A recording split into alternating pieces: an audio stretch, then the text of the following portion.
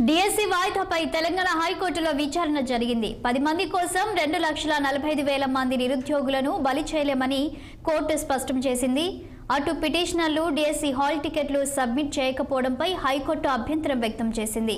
10 మంది పిటిషన్ వేసి ఒకరు కూడా డిఎస్సి హాల్ టికెట్ను ఎందుకు సబ్మిట్ చేయలేదని న్యాయస్థానం ప్రశ్నించింది. ప్రభుత్వం తరపున additional advocate general Rajinikanth Reddy వాదనలు వినిపించగా, నిరుద్యోగుల తరపున సీనియర్ అడ్వకేట్ రవిచందర్ వాదనలు వినిపించారు. తదుపరి విచారణ ఆగస్టు 28కి వాయిదా వేసింది.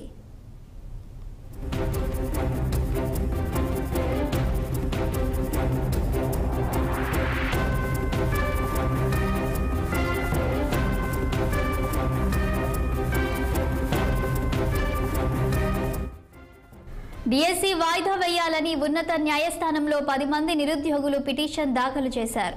నోటిఫికేషన్కు పరీక్షకు 4 నెలల సమయం మాత్రమే ఇచ్చారని కోర్టుకు తెలిపారు. ఈ 4 నెలల వ్యవధిలో పరీక్షను వాయిదా వేయాలని నిరుద్యోగులు అనేక ఆందోళనలు చేశారు.